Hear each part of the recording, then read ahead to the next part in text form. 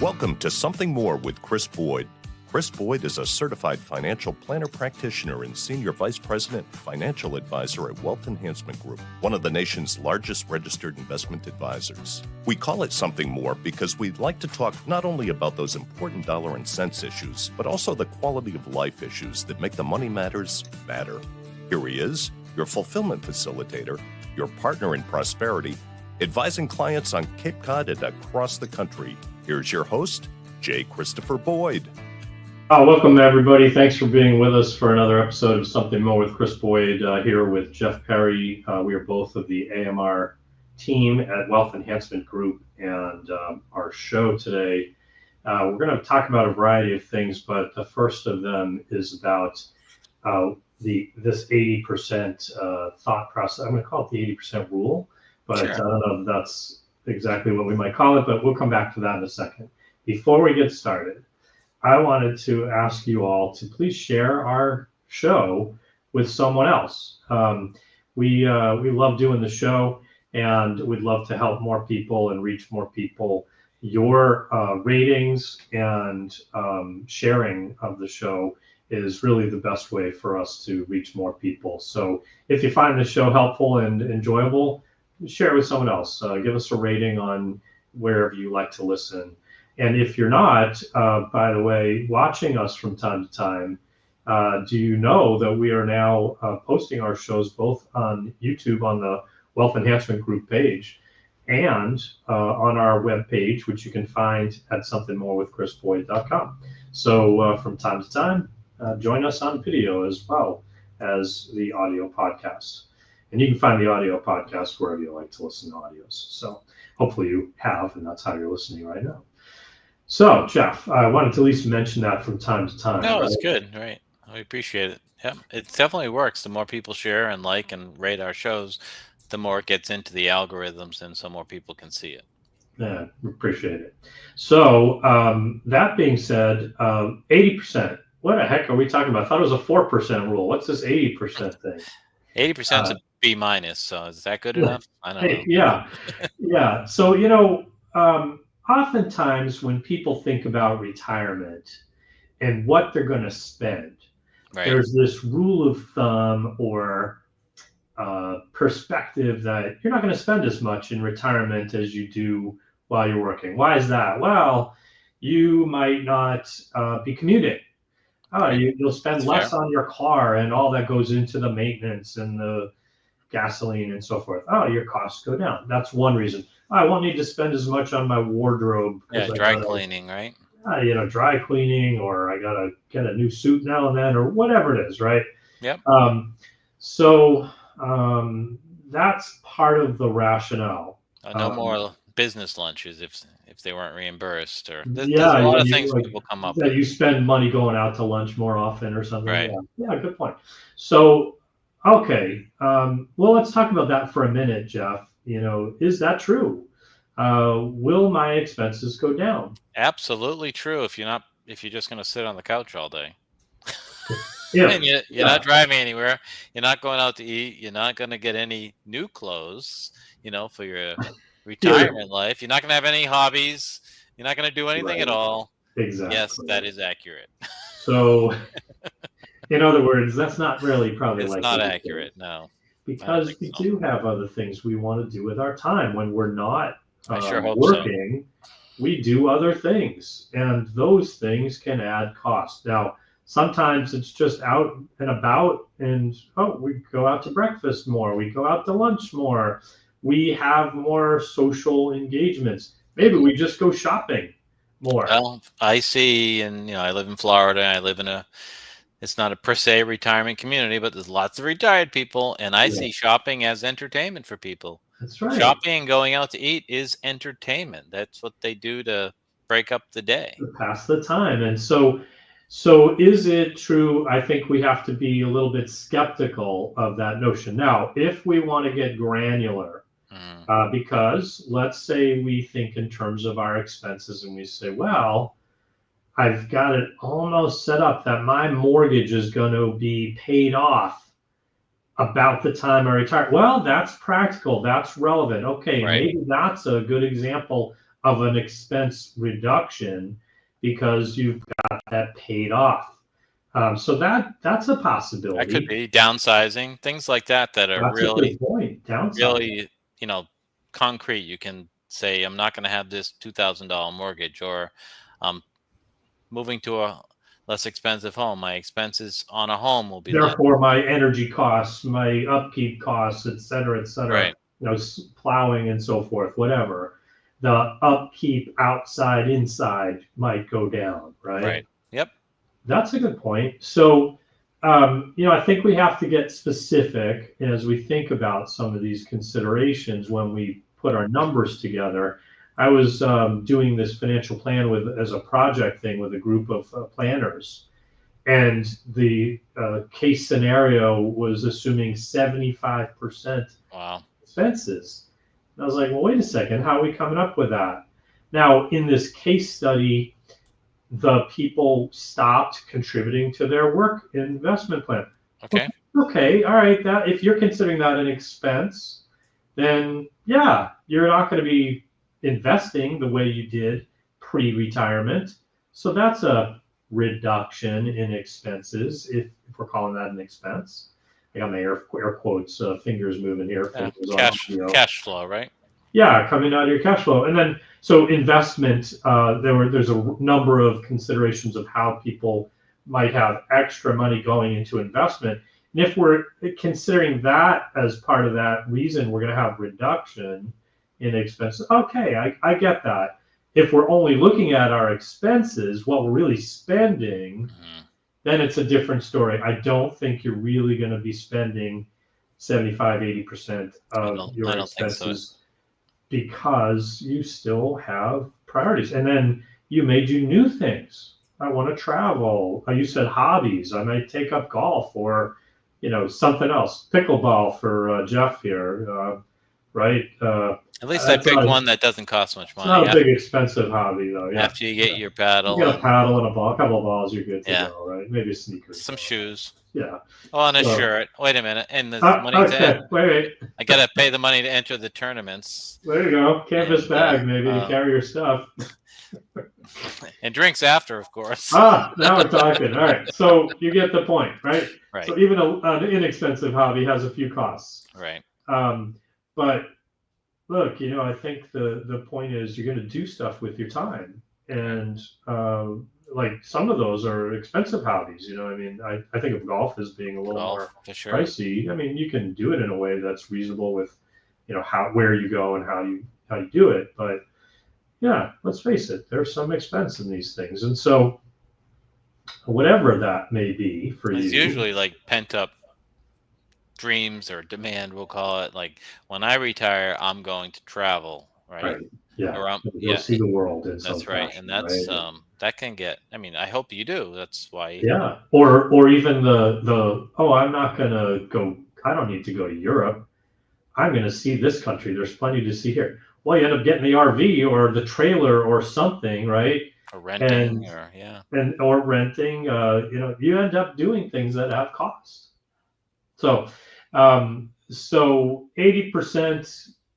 Our thought process here is be very careful of making a general assumption like that, unless you're getting into the weeds a little bit and saying, oh, well, the reason I say 80% is I'm not contributing, 15% to my retirement plan, 5% to her retirement plan, and we're not saving for, outside the retirement plan, et cetera, et cetera. Okay, that could I really get that. Oh, our mortgage has gone away, et cetera. Okay, now we're getting somewhere where I can see, oh, that's why we're saying there's a reduction.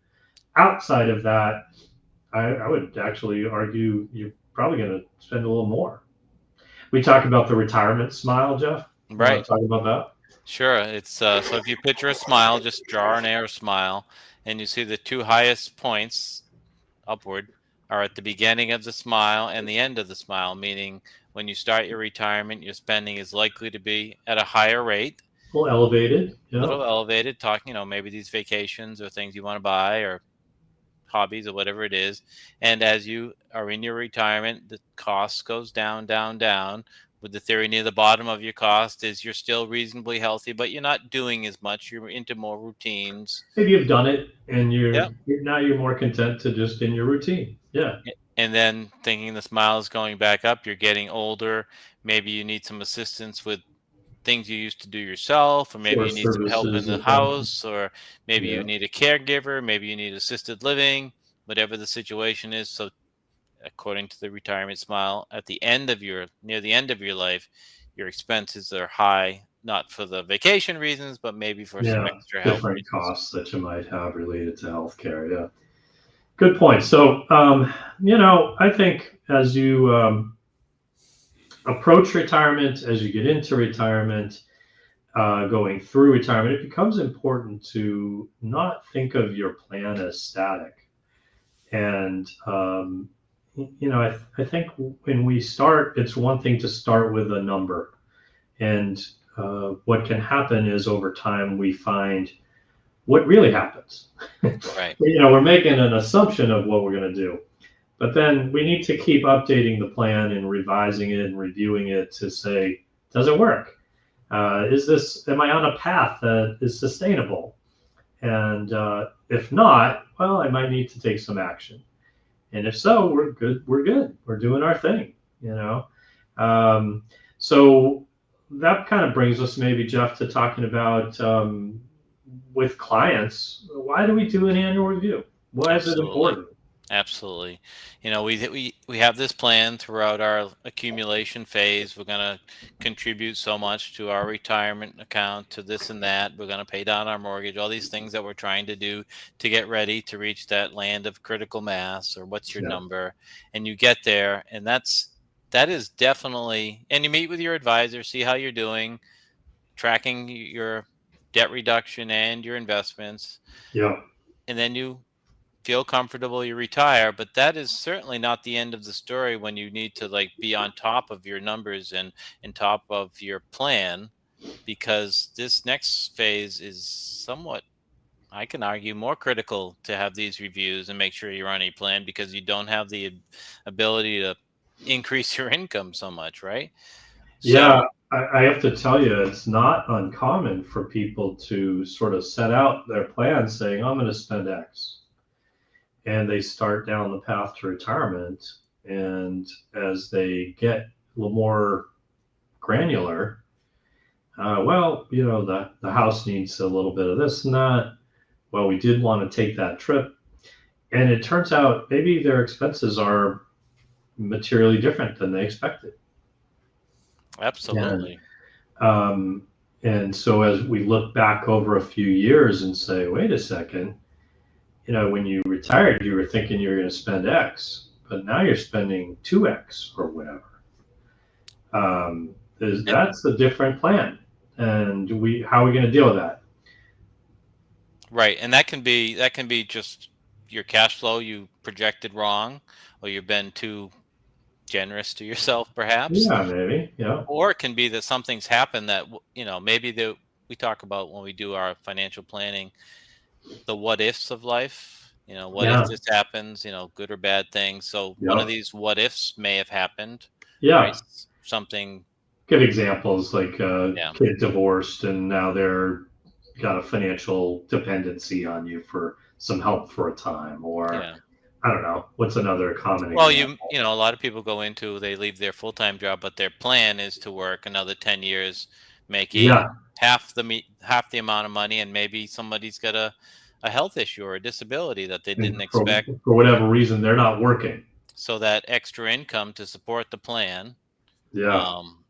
or your investments, maybe you were too aggressive. Maybe you weren't working with somebody who was, had your risk tolerance right, and you were taking too much risk. Or even the opposite. Maybe Yeah. you're doing your own DIY planning and you said, all right, I'm retired. I'm coming totally out of the markets. I'm putting it in to this money market fund that's getting 6%. And then all of a sudden interest rates go down, and that 6% return that you thought you could live on is 2%. Yeah. So Things that's change.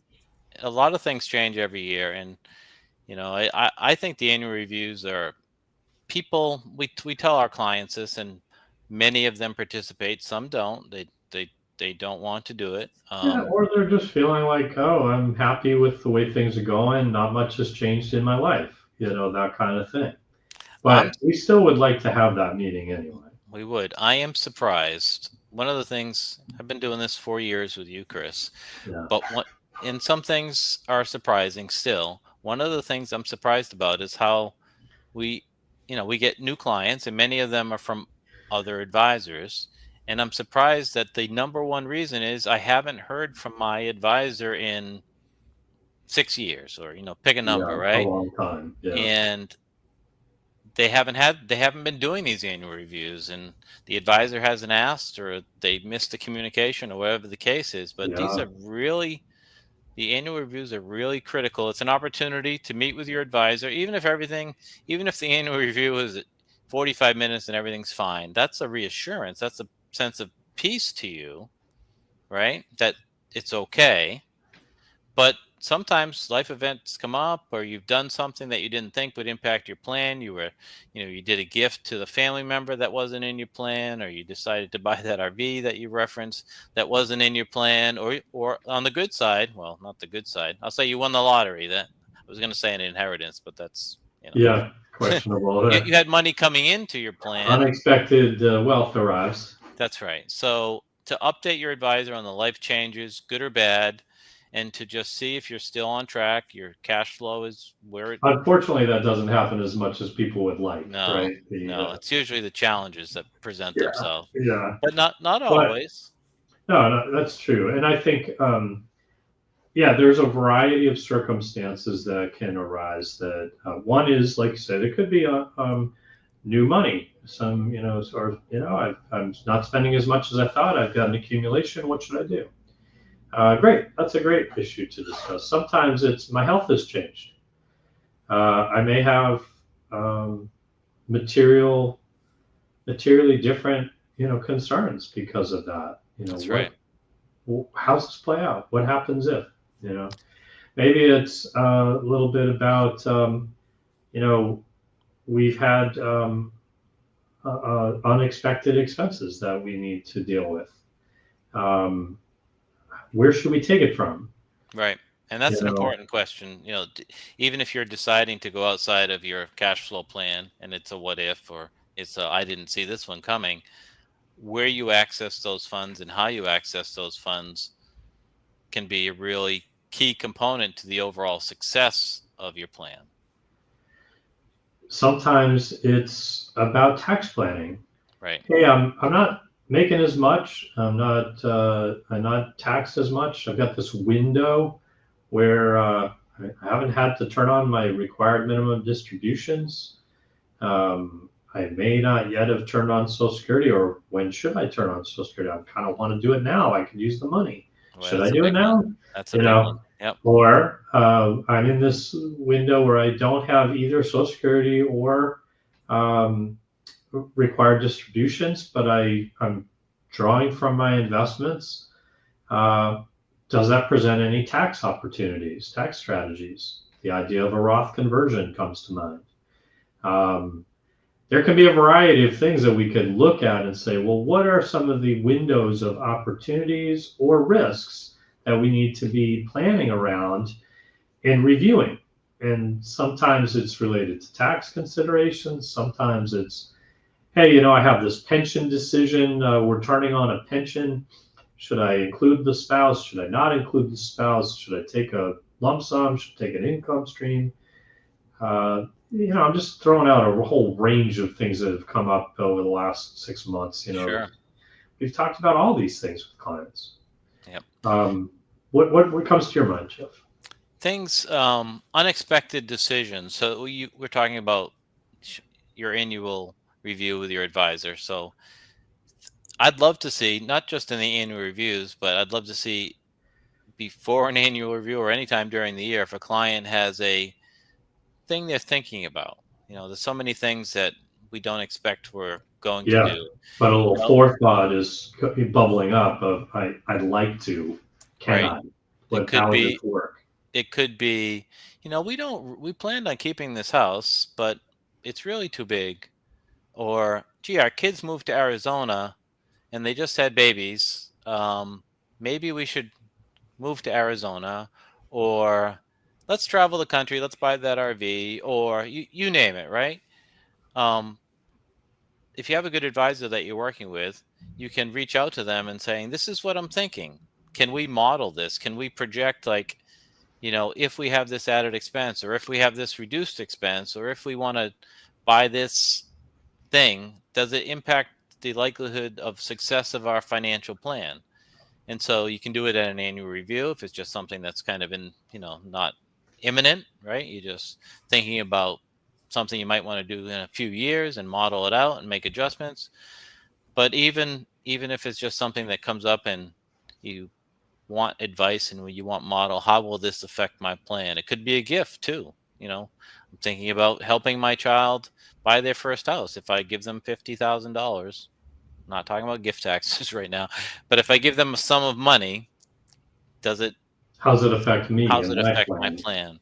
And so all these things, it's just critical. You pay your advisor to not only manage your portfolio, but you hopefully pay your advisor to get advice on these times and to keep you on track and to Yeah, I give have you to that say, peace of to mind. echo your point, we love when people bring up that stuff with that planning kind of mindset. I'm contemplating. What do you think? How Yep, much? absolutely. Is this a good move, or what do you think? Right. And sometimes it's about, I'm thinking about some real estate, Hmm. either an investment property or a vacation home or something like Second that. home, right? Is that a good idea? Depends. Maybe, like sometimes it is, right? It's diversification a little bit. It's maybe there's some utility that's some attractive element to it. But how much will it add to your expenses? It's not only the outlay, it's the upkeep, right? Right. So, what's that mean? How does that change the trajectory of your plan? Oh, but I plan on retiring to that house later on. Oh, okay, that's relevant. So then we're going to end this cost, maybe the cost associated with this house, and then we'll be able to free up that capital. All right, let's model this. Let me see how this plays out. That kind of thing, right? You Absolutely. can see some virtues to that. The idea of, oh, I want to help the family member with a gift or something. It's an important time for them. They could really use it as a parent. Parents just want to help their kids. No matter how old they get. Yeah, Right. yeah. Um, well, all right, but that's a value, right? That's something we value to want to help our family. But let's make sure it doesn't adversely impact your outcome. Yeah. And I think you reminded me of something I want to add to this conversation. You said value. I know you're talking about value being added to the client, but values as well, Yeah, right? yeah. And that That's what I mean. a Yeah. good financial advisor should not be giving you value judgments, meaning, Right. you It's not shouldn't. what you want, not what they think is right for you, That's right. as much they should be informing you, right? Giving you Exactly. counsel, not like Opinion. not just saying here's what you need to do, but giving you information and help in the process so you can decide what's empowering you to make the decision you want to make. Yep. Just making sure you're sure that your eyes are wide open. You have all the information. You know the impacts. You know I the. can tell you times I've had this happen, Jeff. Um, Client is deceased now, but you know, definitely wanted to make a move, and the math was just like, yeah, it's not really a good idea. Mhm. But it was something they felt was going to add to the quality of their life because there's a better location for where they'd be in the heart of the community they wanted to be in. So they found a way to do it with family, Yep. that kind of thing. But it's challenging because then things change. Family doesn't always have the resources that they thought they would have. So but it's one of these challenges that you have to. But what's my role? My role is not to say, "Oh, I told you so," or Right. you shouldn't have. It's say, "All right, what do we do now? How do we figure this out in a What are way the that options? have you considered moving? Have you considered a reverse mortgage? Would these be tools that could resolve that shortfall that we might be then having?" Um, these are the things we run into, and ultimately, our role is just try to help you figure it out. What's the Right. best way to deal with it? And there's sometimes the best counsel we can give is maybe you should consider downsizing. Maybe you should Right. consider relocating. Um, And it Nobody seems so loves the obvious. idea. It seems so obvious. I've been in many meetings with you that We get so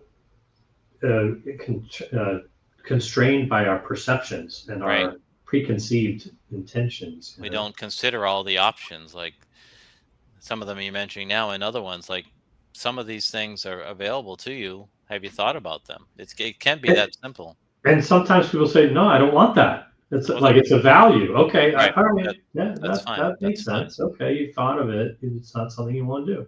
That's right. But sometimes I've had clients. This was a long time ago now, 15 years ago maybe. We did the financial plan and the projections, and they told me they wanted to move to Florida in a few years, maybe 5 years out. And I kept doing all these calculations, and basically came down to, you know what, you should go now. The math was That just happens like, too, right? it was like your numbers aren't going the right direction.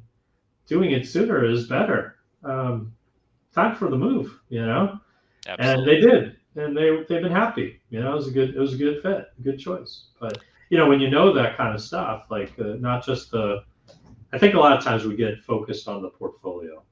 Sure. And I We think talk clients about do too.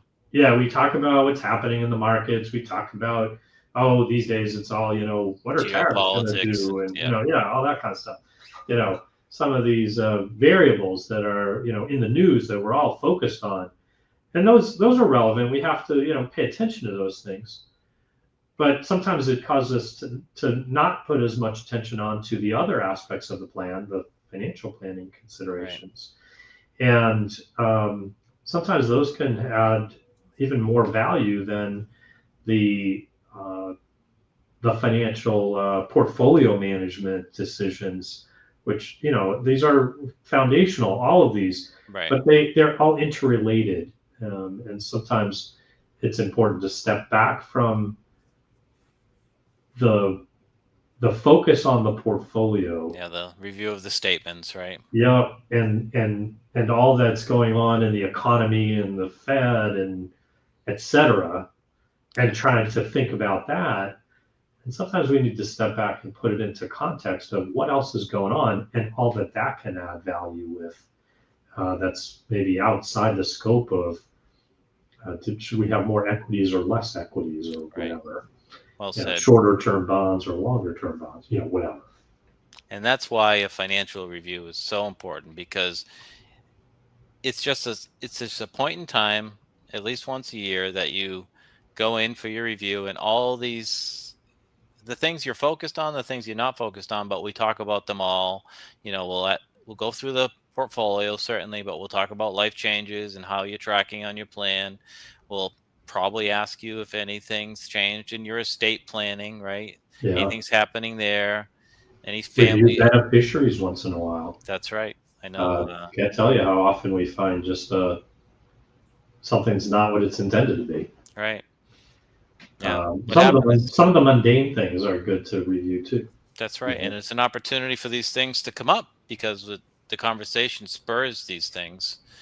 And it's, an hour or two of your time, and it's very well spent. We go to the doctors for checkups, right? Yeah. We get the oil changed in the car because we want it to keep running, right? And all these, we get the sidewalks power washed, and we do all these home maintenance things to keep our heating and air, right? Yeah.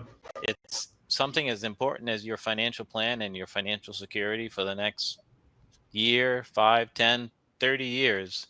It's definitely worth your time. Also needs that kind of if you're not from time to time. If you are doing it, you see the value of it, and you're going to keep doing it. I'm positive that if you're not doing it, I think you should be. Yeah, give it a try for a little bit. I think you'll find value. And if you're not getting that kind of help from where who you turn to for that kind of advice, consider talking to us. We'd be happy to talk to you. Absolutely. In any case, Jeff, thanks for the topic. Good information.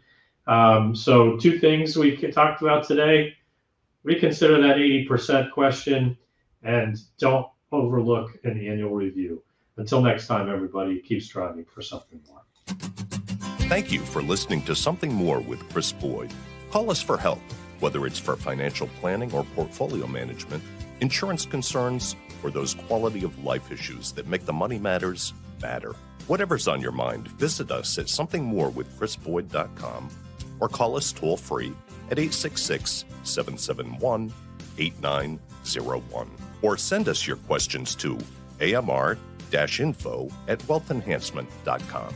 You're listening to Something More with Chris Boyd Financial Talk Show. Wealth Enhancement Advisory Services and J. Christopher Boyd provide investment advice on an individual basis to clients only. Proper advice depends on a complete analysis of all facts and circumstances. The information given on this program is general financial comments and cannot be relied upon as pertaining to your specific situation. Wealth Enhancement Group cannot guarantee that using the information from this show will generate profits or ensure freedom from loss. Listeners should consult their own financial advisors or conduct their own due diligence before making any financial decisions.